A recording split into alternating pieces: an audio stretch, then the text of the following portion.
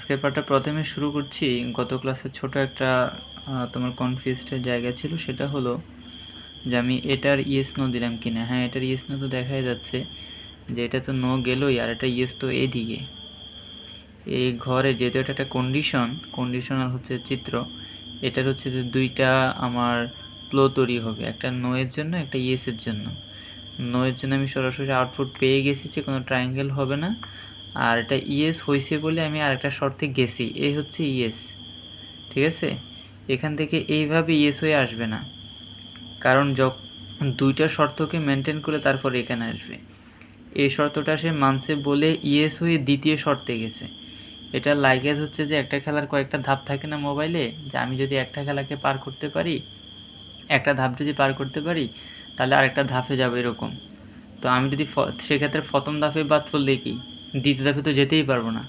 তো এটা হলো একটা ধাপ, এটা বাদ পড়ছি মানে এটা সরাসরি আউটপুট হয়ে গেছে, মানে আমি বাদ পড়ে গেছি। ঠিক আছে, আর ওই ধাপে যেতে পারি নাই। এই ধাপটা উত্তীর্ণ করছি মানে ইয়েস, সেজন্য আমি আরেকটা ধাপে গেছি। এবার এই ধাপে আবার ইয়েস নো হবে, নো এটার একইভাবে, মানে তুমি পরবর্তী ধাপে আর যাচ্ছ না, ফলাফল দিয়ে দিছে নো। আর ইয়েস, সেজন্য তুমি এটা ফলাফল পাইছো।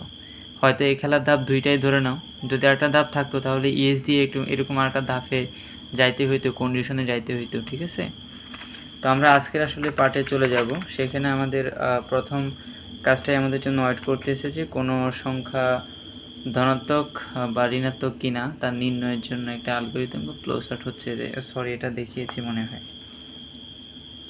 হ্যাঁ ওটা দেখানো হয়েছিল। আমরা আসলে আজকে যে প্রবলেমটা প্রথমে দেখব সেটা হলো, আমাদেরকে একটা ধারা দেওয়া হলো, ধারা দিয়ে যদি বলা হয় যে এটার এত পর্যন্ত সংখ্যা দেওয়া আছে, 1 2 3 4 5 6 7 8 এইভাবে 20 পর্যন্ত দিল, মানে বলা হলো যে প্রথম 20টা সংখ্যার যোগফল বের করো, এটার অ্যালগরিদম এবং এটার ফ্লোচার্টটা কীভাবে আমরা দেখাবো।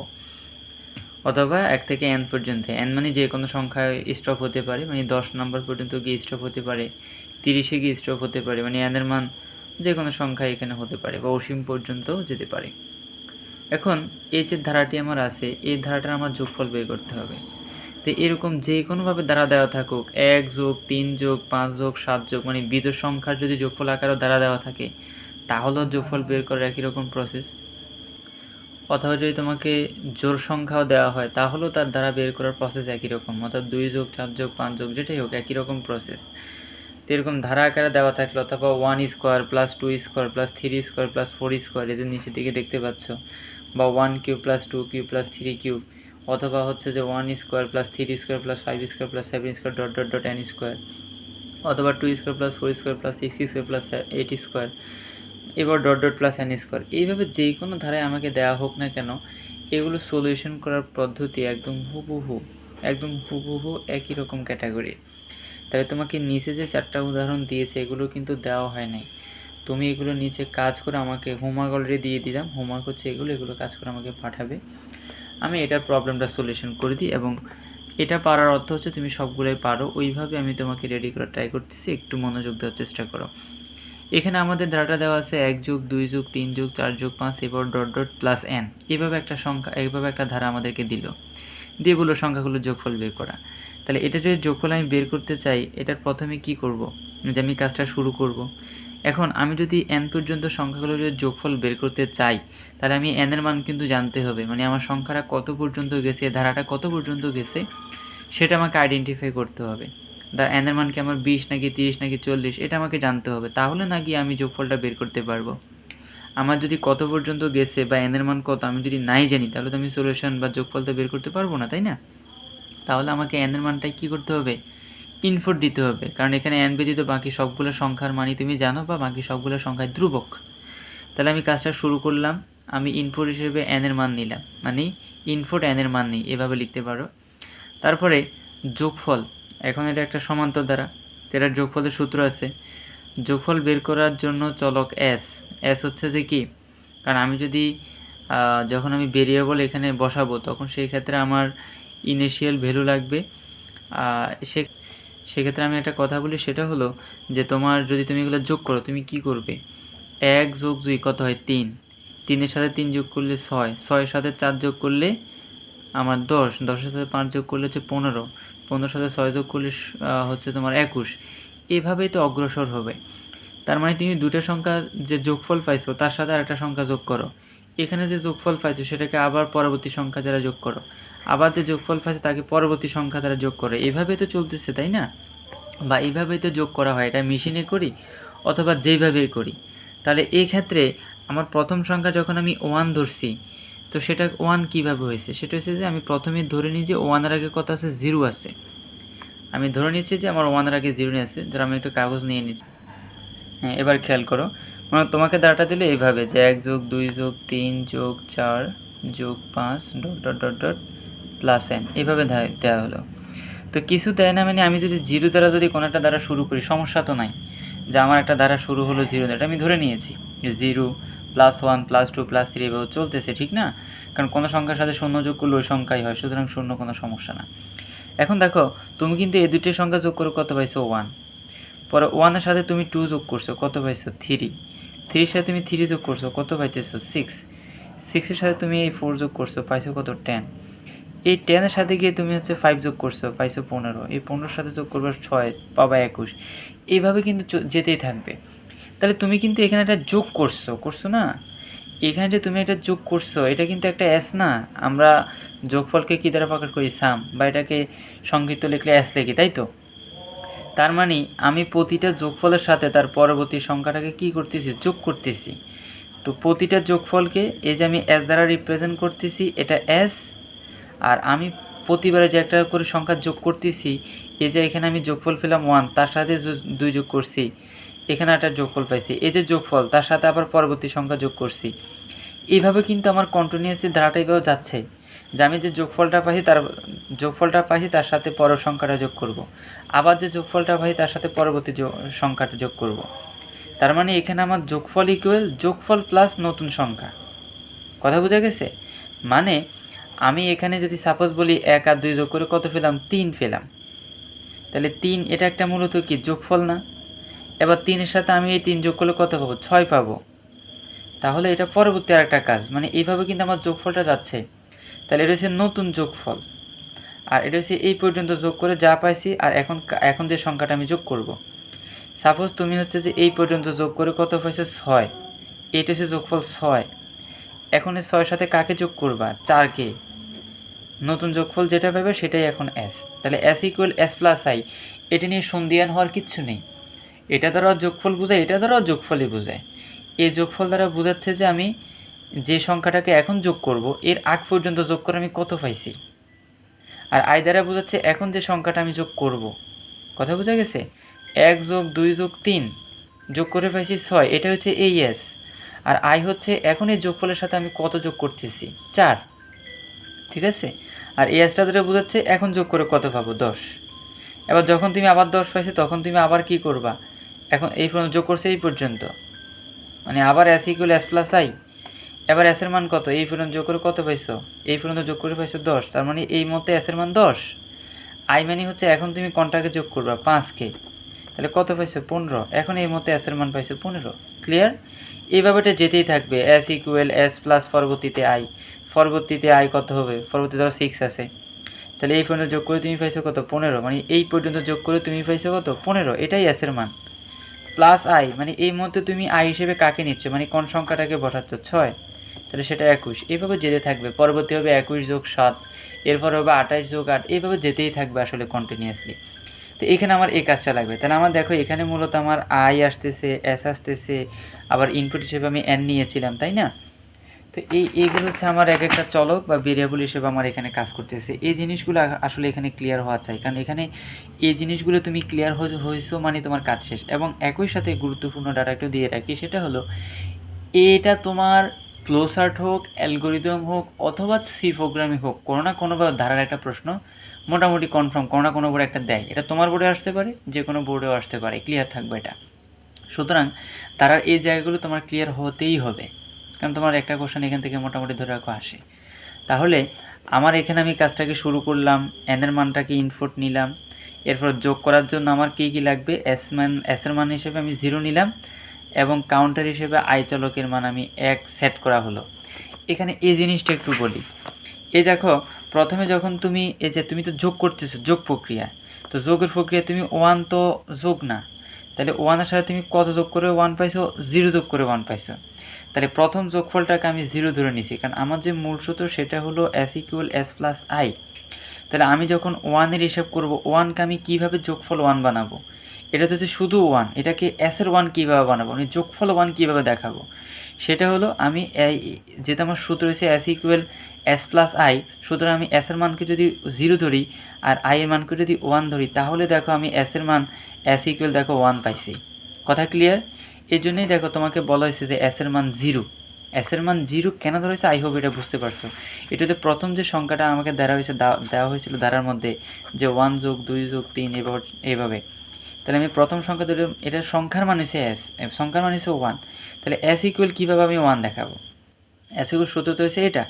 তাহলে এসের মান সেক্ষেত্রে যদি 0 দেখাতে পারি, তাহলেই কেবল আমি এস ইকুয়াল 1 পাবো, ঠিক না? সেজন্যই বলা হয়েছে যে এস যোগফল রাখার জন্য চলক এস এর মান 0 এবং কাউন্টার হিসেবে আই চলকের মান 1 সেট করা হয়েছে।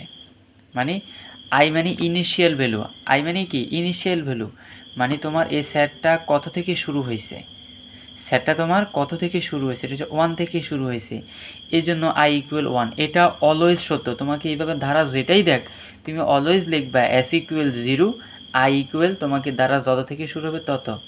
যদি 2 দিয়ে শুরু হয় তাহলে আই ইকুয়াল 2, যদি 1 দিয়ে শুরু হয় তাহলে 1, যেমন এখানে শুরু হয়েছে 2 দিয়ে, তাহলে এখানে S equal 0, I equal 2। Clear? আবার যখন এখানে যাবা তখন আই স্কোয়ার মানে আই ইকুয়াল 1 স্কোয়ার, ঠিক আছে? এভাবে যেতে থাকবে। তাহলে আশা করি আমাদের 1 নাম্বার 2 নাম্বার 3 নাম্বার ধাপ পর্যন্ত বোঝা গেল। আর 4 নাম্বার ধাপে আসো। 4 নাম্বার ধাপে বলা হলো যদি আই গ্রেটার দেন এন সত্য হয়, তাহলে 6 নাম্বার ধাপে যেতে হবে।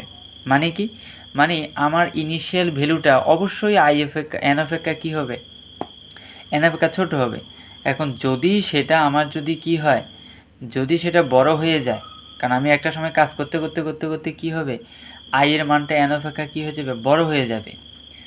তো এটা বড় কখন হবে, মনে করো তুমি হচ্ছে যে যেতে তুমি এনের মান নিছো কত, 10, এনের মান নিছো তুমি 10, তাহলে ধারাটা এইভাবে 4 যোগ 5 যোগ এবার 10 পর্যন্ত যাবে। তুমি সূত্র লিখছো S equal S plus I, কাজ করতে করতে তুমি যখন 10 নম্বর সংখ্যা পর্যন্ত যোগ করে ফেলছো, 10 নম্বর সংখ্যা পর্যন্ত তুমি যোগ করে ফেলার পরে তোমার তো ধারাটা চলতেই আছে, মানে তোমার S equal S plus I এটা তো চলতেই থাকবে চলতেই থাকবে চলতেই থাকবে। সেই ক্ষেত্রে তুমি যদি এনের মানটাকে নির্দিষ্ট করে দাও এবং এনের মানটা যদি তোমার আই অপেক্ষা যদি বড় হয়, সেই পর্যন্ত এটা কাজ করবে। যদি তোমার এনের মানটা আই অপেক্ষা ছোট হয়, তখন এই এই এই সূত্র আর কাজ করবে না, কারণ তুমি এনের মানটাকে নির্দিষ্ট করতে হবে। সেটাই এখানে বলা হয়েছে, যদি আই এর মানটা এন অপেক্ষা বড় হয়। আই মানে কি, আই মানে আইয়ের মান বারবার পরিবর্তন হচ্ছে না। এই যে তুমি সূত্র যদি কথা বলি S equal S plus I, আয়ের মান কখনো 1 হচ্ছে, কখনো 2, কখনো 3, কখনো 4, এইভাবে কিন্তু আয়ের মান পাল্টাচ্ছে এই সূত্র সাপেক্ষে, ঠিক না? তো আয়ের মানটা যদি তুমি এনের মান দাও 10, এবার যেতে যেতে আয়ের মান একসময় 11 হবে, 12 হবে, বলতেছে সেই যখন আয়ের মানটা যখন এন অপেক্ষা বড় হবে, এটা শর্ত বলছে, যদি বড় হয়, হ্যাঁ বড়, এটা হচ্ছে শর্ত। শর্তটা কি বলছে, সত্য, সত্য। যদি সত্য হয় তাহলে কিন্তু তোমার যোগফলটা মানে এটা কাজ শেষ হয়ে যাবে, মানে তুমি এস এর মান পেয়ে গেছো, তোমার সেটা কাজ শেষ, মানে তোমার আর কাজ করা লাগবে না, কাজ এখানেই শেষ। যদি আয়ের মানটা এন অপেক্ষা বড় হয়ে যায়, এন অপেক্ষা বড় হওয়ার কথা নয়, যদি বড় হয়ে যায় তাহলে তোমার কাজ শেষ, কারণ এটা শর্তকে ভঙ্গ করে ফেলছে, ঠিক আছে? আর যদি এই শর্তটা যদি সত্য যদি না হয়, তাহলে এটাই সূত্র সাপেক্ষে এসে চলতে থাকবে। 1 যোগ 2 3, 3 যোগ 4 10, 3 যোগ 4 আমার হচ্ছে 7, এইভাবে ধারাটাকে যেতেই থাকবে। মানে 1 আর 2 যোগ করলে 3 হয়, 3 3 যোগ করলে 6 হয়, 6 আর 4 যোগ করলে 10 হয়, 10-এর সাথে আমার 5 যোগ করলে কত হয়, 15 হয়, 15-এর সাথে 6 যোগ করলে 21 হয়, এভাবে যেতেই থাকবে। কখন পর্যন্ত যেতে থাকবে, যতক্ষণ পর্যন্ত আমার এই শর্তটাকে এই শর্তটা যতক্ষণ পর্যন্ত মিথ্যা হবে, মানে যতক্ষণ পর্যন্ত আয়ের মানটা এন পর্যন্ত যাবে না, মানে যতক্ষণ পর্যন্ত আয়ের মানটা এন অপেক্ষা ছোট হবে ততক্ষণ পর্যন্ত। ক্লিয়ার? তাহলে এই শর্ত চলতে থাকবে এবং সেই ক্ষেত্রে আমার আই ইকুয়াল লিখছে আই প্লাস 1, এই যে এটা লিখলো না, এটা হচ্ছে আই ইকুয়াল আই প্লাস 1, মানে আমার আয়ের মানটা এই ক্ষেত্রে 1 1 করে বাড়তেছে। এই যে আয়ের মানটা কত করে বাড়তেছে, দেখো আয়ের মান এখানে ছিল 1, এখানে আয়ের মান 2, এখানে আয়ের মান 3, এখানে আয়ের মান 4, তাহলে আয়ের মান কত করে বাড়তেছে, আই ইকুয়াল আই প্লাস 1, অর্থাৎ আয়ের মানটা 1 1 করে বাড়তেছে। ক্লিয়ার? তাহলে দেখো আমার যদি এটা যদি সত্য হয় তাহলে আমি এখানে চলে যাব, মানে হ্যাঁ এটা আমার শর্তটাকে মেনটেন করছে। আর যদি S equal S plus I এবং I equal I plus one হিসাব করে আমার হচ্ছে 4 নাম্বার ধাপে যেতে হবে। 4 নাম্বার ধাপ বলতে কোনটা, এটা, মানে এটা এভাবে মেনটেন করছে কিনা যেতে হবে। এবং ফলাফল এস ছাপাতে হবে। ফলাফল মানে হচ্ছে তোমার হচ্ছে যে কাজ হয়েছে, এটা তুমি চাইছো।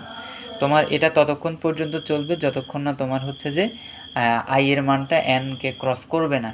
মানে আই এর মানটা তোমার যদি এনকে যদি ক্রস না করে, এটা এইভাবে চলতেই থাকবে, এভাবে চলতেই থাকবে। এই শর্তটা মানে না, এখানে আসবে, এখানে আসবে, আবার এখানে যাবে, আবার দেখবে শর্তটাকে মানছে কিনা, আবার যাবে। ক্লিয়ার? এটা একটু গুরুত্ব সহকারে দেখবে, এবং এটা সবচেয়ে ক্লিয়ার হবে তখন যখন তোমার হচ্ছে যে সি প্রোগ্রামিংয়ের কাজটা করবে তখন।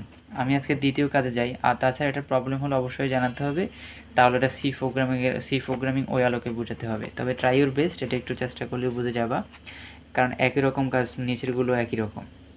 ঠিক আছে? যখন তোমার দিবে 2 যোগ 4 যোগ 6, তখন আই ইকুয়াল হবে আই যোগ 2, কারণ 2 করে বাড়তেছে। ঠিক আছে? আর এটা একই থাকবে যে S equal S plus one, S plus I, মানে সবগুলোই, এই যে আমি 4টা দাগ দিলাম না, সবগুলোই একই রকম, জাস্ট পার্থক্যটা হবে এই জায়গায়, এই জায়গায় এস ইকুয়াল 0 অলওয়েজই থাকবে, আই ইকুয়াল তোমার 2 হতে পারে, কারণ জোড় সংখ্যা যদি তুমি 2 দিয়ে শুরু করো তাহলে তো 2 হবে। আর এখানে আই ইকুয়াল যদি তুমি দেখো যে 2 যোগ 4 যোগ 6 বা 1 যোগ 3 যোগ 5, তাহলে তো আইয়ের মান কত করে বাড়তেছে, 2 করে বাড়তেছে, তখন আই ইকুয়াল আই প্লাস 2 হবে।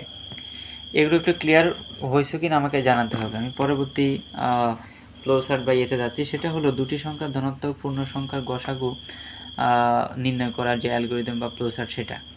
তো এখন দুটো সংখ্যার যদি আমি গসাগু নির্ণয় করি, সাপোজ তোমাকে দেওয়া হলো 3 আর দেওয়া হলো 6, 3 আর 4-এর গসাগু তুমি যদি বের করো, কীভাবে তুমি বের করতে, সেটা হলো তুমি ছোট সংখ্যা দ্বারা বড় সংখ্যা কীভাবে ভাগ করতে। যদি বিভাজ্য হইতো তাহলে তুমি লিখতে যে এই সংখ্যাটার গসাগু হচ্ছে কত, 3, মানে দুটো সংখ্যার গসাগু হচ্ছে 3। তো এই কনসেপ্টটা এখানে লাগবে যে আমি কাজটা শুরু করলাম, সংখ্যা দুইটার কথা বলছে, দুইটা সংখ্যা আমি ইনপুট নিব, দুটো সংখ্যা অবশ্যই পূর্ণ সংখ্যা, দুটো পূর্ণ সংখ্যা আমি নিলাম, সংখ্যা দুটোর মধ্যে তুলনা করে ছোট সংখ্যাটা আমি বের করলাম। যেমন 3 আর 6-এর মধ্যে ছোট কোনটা, 3, ঠিক না? তো ছোট সংখ্যাটা আমি বের করছি এবং ছোট সংখ্যাটাকে একটা চলক দ্বারা চলকের নামে রেখে দিব। এখন এখানে ট্যাম্প লেখছে, তুমি এটাকে এ লিখতে পারো, তুমি লিখতে পারো যে সংখ্যাদের মধ্যে তুলনা করে ছোট সংখ্যাটা বের করি এবং এটাকে এই ধারা এ চলকে রাখি, বা এই ধারা এটাকে এ নাম দেই, এভাবে বলতে পারো। ঠিক আছে? তারপরে তোমার যে এ দিয়ে, বা তুমি যদি একে লেখো, বা আমি যদি এখানে ট্যাম্প লেখা আছে, আমি ট্যাম্প দ্বারা এটাকে রিপ্রেজেন্ট করি, মানে আমি এই ছোট সংখ্যাটাকে ট্যাম্প দ্বারা বোঝাচ্ছি। ট্যাম্প দিয়ে সংখ্যাদ্বয়কে নিঃশেষে বিভাজ্য হলে, মানে এই যে সংখ্যাটা আছে, সরি এটা মডুলাসের কাজটা আমি দেখানো, ওটা থাকুক। মডুলাসের জন্য আরেকটা ফ্লোচার্টের কাজ করতে হবে। মডুলাস মানে বাক্সেস আর কি, ওটাতে না রেখে আমি আজকের গুরুত্বপূর্ণ আড্ডায় চলে গেলাম, কারণ মডুলাসের রিলেটেড আরও 2টা কাজ আছে, সেটা একসাথে বুঝাবো। এটা একটু ক্লিয়ার হও। 3টি সংখ্যা থেকে বড় সংখ্যাটি খুঁজে বের করার একটি ফ্লোচার্ট বা অ্যালগোরিদম, দুইটা এখানে দেওয়া আছে। এটা একটু মনোযোগ সহকারে দেখো, এটা 2-3 বার আসছে অলরেডি বোর্ডে। আমরা ইতিমধ্যে 2টা সংখ্যা থেকে বড় সংখ্যা বের করার ফ্লোচার্টটা দেখেছি। 3টে সংখ্যা থেকে কীভাবে বের করতে হবে সেটা খুবই সহজ, বুঝতেই পারতেছে, এখানে শর্ত বেশ কয়েকবার আসবে। আমরা কাজটা শুরু করলাম, 3টা সংখ্যার কথা বলতে 3টে সংখ্যাকে ইনপুট দিলাম, দেওয়া হলো। এখন আমি 3টে সংখ্যাকে যদি এ বি সি দ্বারা প্রকাশ করি, আমার এই সংখ্যাটা সবচেয়ে বড় সংখ্যা হবে কখন, যখন এ বি অপেক্ষাও বড় হবে, আবার সি অপেক্ষাও বড় হবে, তখনই তো। বি সংখ্যাটা বড় হবে কখন, যখন বি এ অপেক্ষা বড় হবে, সি অপেক্ষা বড় হবে। অর্থাৎ যে কোনো সংখ্যাকে তুমি যদি বড় বলতে চাও, তাহলে বাকি দুইটা সংখ্যা অপেক্ষা সে কী হতে হবে, বড় হতে হবে। এটার অ্যালগোরিদম অপেক্ষা ফ্লোচার্ট থেকে অ্যালগোরিদমটা বোঝো, সেটা সহজ। আমি ফ্লোচার্টটা আগে বোঝাচ্ছি, সেটা একটু মনোযোগ দাও। আমি শুরু করলাম, সংখ্যা 3টাকে নিলাম, এটা হচ্ছে আমার ইনপুট, সেজন্য আমি সামান্তরিক আঁকলাম। এবার আমার কাজ হচ্ছে যে আমি এগুলা থেকে ছোট বড় খুঁজব। তো আমি প্রথমে এ এবং বির মধ্যে কাজ করি। প্রথম শর্ত হচ্ছে আমার এ যদি বি অপেক্ষা বড়, এটা শর্ত বলছে, যদি এই শর্তটা মানছে, হ্যাঁ মানছে, মানার পর আমি এই শর্তে যাব। এই শর্ত যদি নাই মানে তাহলে তো আমি এখানে আসতে পারবো না। এ যদি বি অপেক্ষা বড় হয় তাহলে আমি দেখব এ কি সি অপেক্ষাও বড়। এই শর্ত যদি না মানে তাহলে তো আমি এই শর্ত দেখার দরকার নাই, তাই না? তাহলে আমার প্রথম কাজ হচ্ছে এ কি বি অপেক্ষা বড়, হ্যাঁ বড়, তাহলে আমি দেখব এ কি সি অপেক্ষা বড়, হ্যাঁ বড়, তাহলে এ হচ্ছে সবচেয়ে বড় সংখ্যা, আমি সাফাই ফেলছি, মানে আউটপুট পেয়ে গেছি। তাহলে এই কাজটাকে খেয়াল করো, এ বি অপেক্ষা বড়, হ্যাঁ। এ সি অপেক্ষা বড়, হ্যাঁ। তাহলে আমি এ হচ্ছে বড় সংখ্যা, সেটা আউটপুট পেয়ে গেছি, কাজ শেষ। এরপরে এখানে আসো, এ বি অপেক্ষা বড়, হ্যাঁ, কিন্তু এ সি অপেক্ষা বড় নয়। এ হচ্ছে না, এ কি সি অপেক্ষা বড় না, তাহলে সি হচ্ছে সবচেয়ে বড় সংখ্যা, এটা হচ্ছে আউটপুট। তাহলে এই জায়গাটা আশা করি বুঝতে পেরেছো। প্রথমে আমি এ সাপেক্ষে কাজ করছি, এ বি অপেক্ষা বড় কিনা, হ্যাঁ। তারপরে গেছি এ কি সি অপেক্ষা বড়, হ্যাঁ, হ্যাঁ হলে এ হচ্ছে বড় সংখ্যা। আর যদি না হয়, এটা যদি না হয়, তাহলে সি বড় সংখ্যা। আবার এখানে ব্যাক করি, সেটা হলো এ কি বি অপেক্ষা বড়, সেটা যদি না হয় তাহলে আমি এখানে আসব। তাহলে আমাকে দেখতে হবে এ যদি বি অপেক্ষা বড় না হয় তাহলে বি বড়। তাহলে বি কি সি অপেক্ষা বড়, বলছে হ্যাঁ, তাহলে বি হচ্ছে সবচেয়ে বড় সংখ্যা। আর যদি বি যদি সি অপেক্ষা বড় যদি না হয়, না, তাহলে সি সবচেয়ে বড় সংখ্যা। তাহলে আশা করি এদিকেরই এটাও বুঝতে পারতেছো, এদিকেরই এটাও বুঝতে পারতেছো। এবং আউটপুট দেখো, আমি 3 রকমের আউটপুট পাই। সেজন্য এদিক থেকে একটা লাইন তীর চিহ্ন আসতে হবে, এদিক থেকে একটা তীর চিহ্ন আসতে হবে, এবং এদিক থেকে একটা তীর চিহ্ন আসতে হবে। আর এই যে বৃত্ত চিহ্নটা, এটাকে বলা হয় সংযোগ। তাহলে আমি এই যে 1 দিক 2 দিক 3 দিক, 3 দিকে আইসা আমি এদিকে একটা তীর চিহ্ন দিয়ে বুঝলাম যে আমাদের কাজটা শেষ হয়ে গেল, কারণ আমি আউটপুট পাইছি। ক্লিয়ার? তো খুবই সুন্দর একটা এটা কাজ ছিল। এটা একটু মানে একটু গুরুত্ব সহকারে দিলে এটা বুঝতে পারবা। আর এটা মডুলাসেরটা আমি আজকে দেখানি, এটা নেক্সট ক্লাসে দেখাবো। আর এটা দয়া করে একটু গুরুত্ব সহকারে একটু দেখবে, যদি না বোঝো আমাকে আবার ক্লিয়ার করবো, প্রয়োজনে আমি শর্টকাটলি আবার আলোচনা করার চেষ্টা করব, বা সি প্রোগ্রামিংয়ে গেলে ওখানেও পাবা, এবং একই সাথে 4টা কাজ করার একটু চেষ্টা করবা। তো আজকে এই পর্যন্তই থাকলো।